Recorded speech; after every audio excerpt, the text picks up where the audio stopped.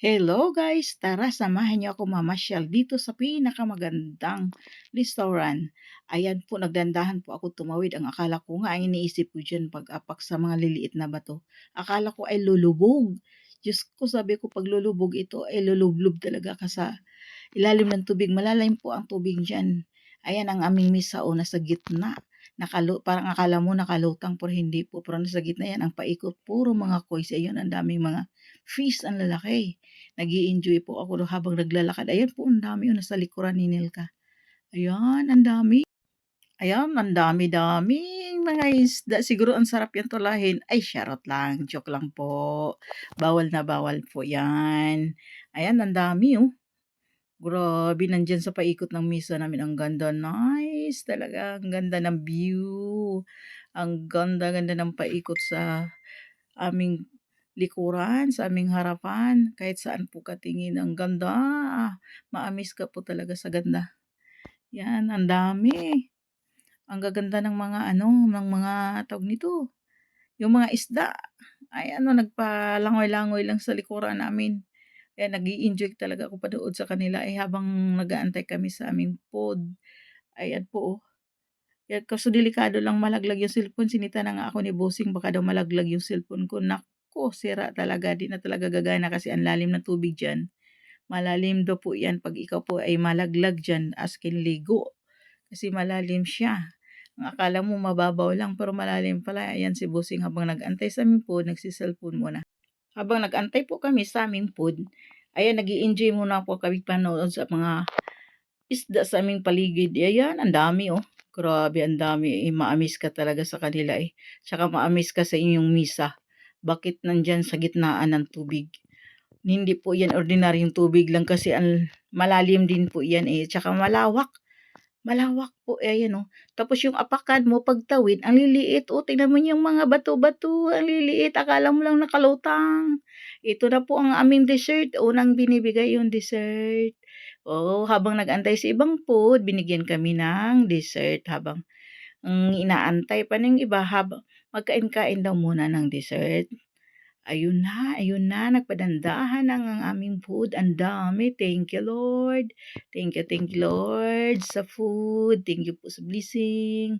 Ayan, ang sasarap ng pagkain nila. Grabe, ayan kay ate, oh. Ang sarap yan, pero maanghang. Ayan din, kinilka, gutom na si Bunsoy. Ayan, nagutom, nakaantay. Ayun ang aking ni-request, oh, noodles. Parang na-addict ako sa noodles nila. Ang sarap.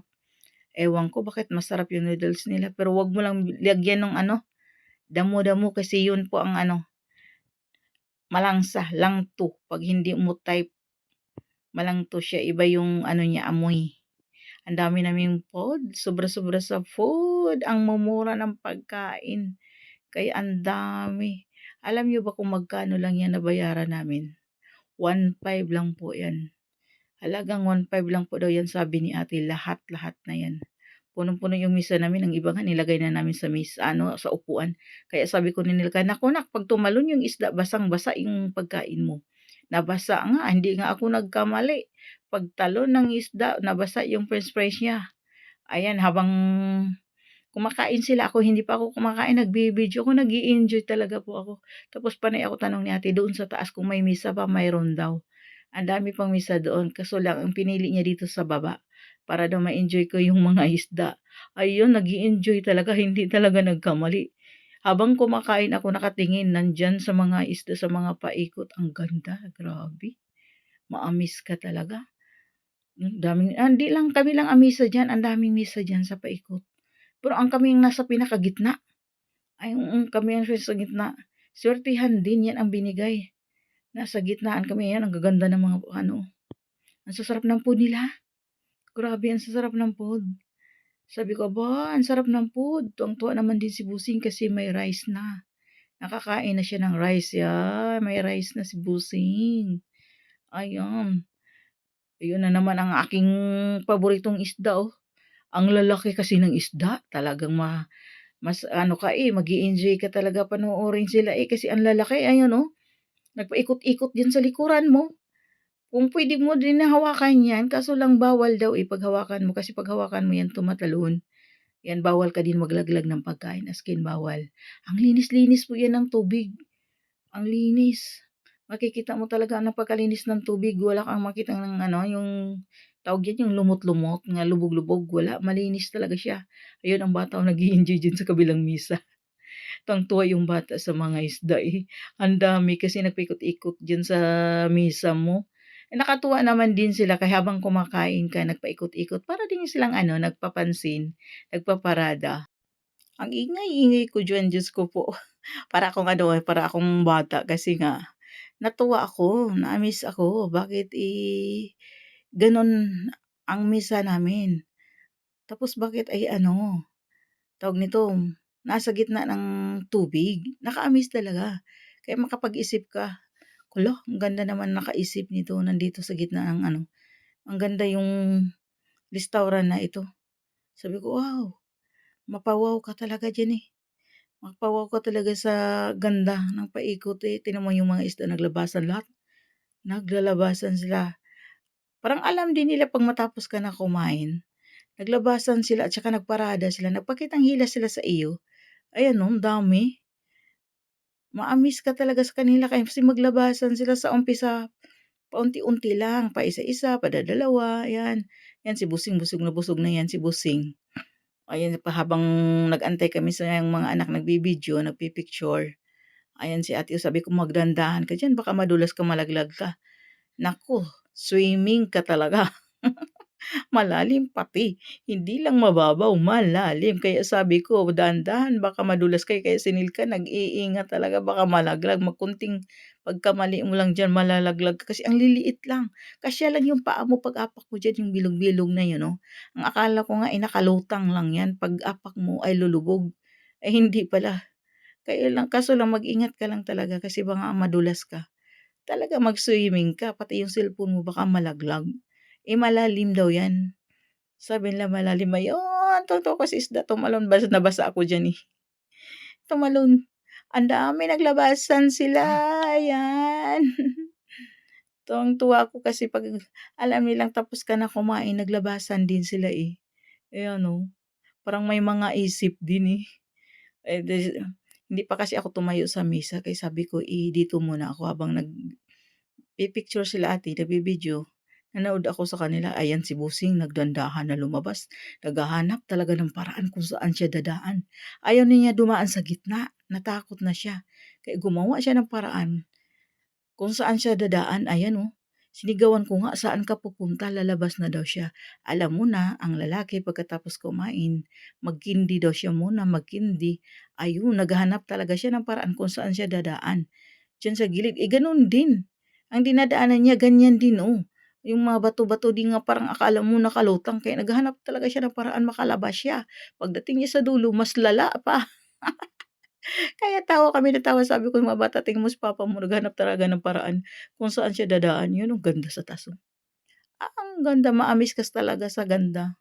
Kaya tuwang-tuwa din ang mga tao sa labas kasi kitang-kita nila diyan sa baba ang mga isda. Ayan, yun sa mga bato-bato na yun, oh. Ang liliit yan, kasya lang ang paa mo pag-apak. Kaya dahan-dahan ka lang din pagtawid ka baka madulas ka nga, ayan sayang ng pagkain namin, ang dami naming tirang pagkain. Thank you Lord sa grasya. Ayan, ang daming isda talaga, naglabasan sila. 'Pag alam nilang tapos ka na kumain maglalabasan din sila. Parang nagte-thank you din sa iyo. Para ding may mga isip kaya parang tuwang-tuwa yung mga tao diyan. Alam mo ang dami-daming tao diyan, pinipilahan po 'yan. Nasuwertehan lang 'yan din ang nakuha ni ate nga mesa, nandiyan sa gitnaan. Diyan kami sa baba, ayan oh, tingnan niyo, oh, misa namin, oh, nasa paikot ng tubig. Ayun, sabi ni ate tayo na daw, labas na kami kasi nga ang dami pang nakapila, ang dami pang tao. Ayan, nagdadahan-dahan na ako pa, palabas na po ako nito niyan. Palabas na po ako niyan, nagdahan-dahan ako kaya sabi ng mga bata, "Dahan-dahan ka mama, baka madulas ka niyan." Napasalubong ko pa yung si Kano, 'yan, si Kano, oh, sorry pa siya, eh, kinakaharang daw siya sa daan ko. Sabi ko, "Okey lang po." Ayan, oh, nag-enjoy din kasi siya sa mga isda, nagbibideo siya diyan, eh. Nag Nagba-vlog din 'yan, eh. Ayan si ate, oh, tingnan mo si ate, yung nalalayan ako, sabi ko, "Ako lang," kasi 'pag alalayan ako parang kinakabahan ako lalo, eh, para akong malalaglag, eh. Nag-e-enjoy din ako tingin sa mga mesa, tingnan mo. Tingnan mo mga mesa nila din, oh. 'Di ba, ang ganda, wow!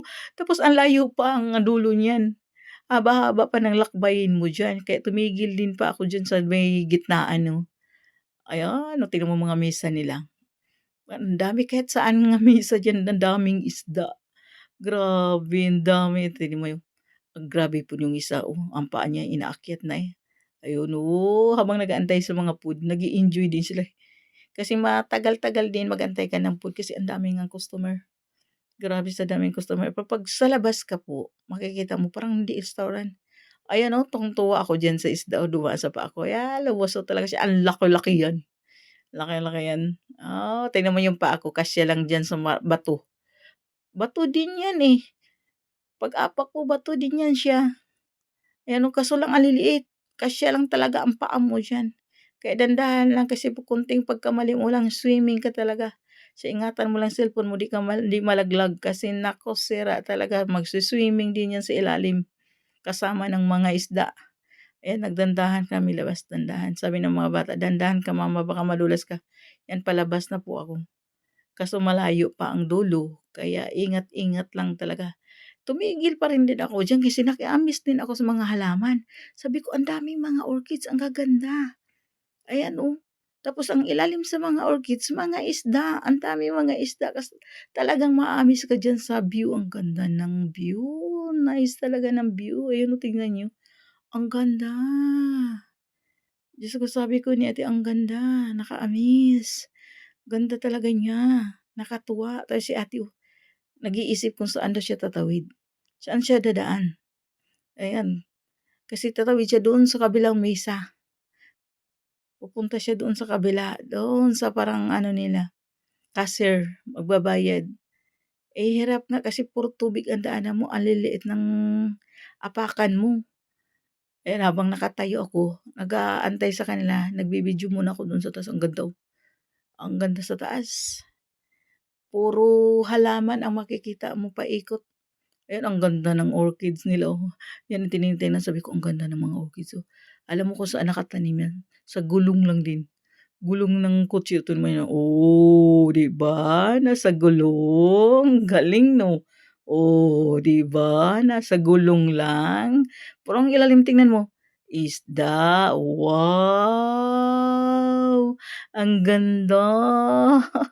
Diyan ako na-amaze, sabi ko, "Wow, ang ganda naman talaga." Ang dami-dami mong makikitang ang gagaganda, ayan pa si Nilka humirit pa, magvi-video daw muna siya. Hiniritan pa si ate niya bago umuwi, magvi-video daw siya.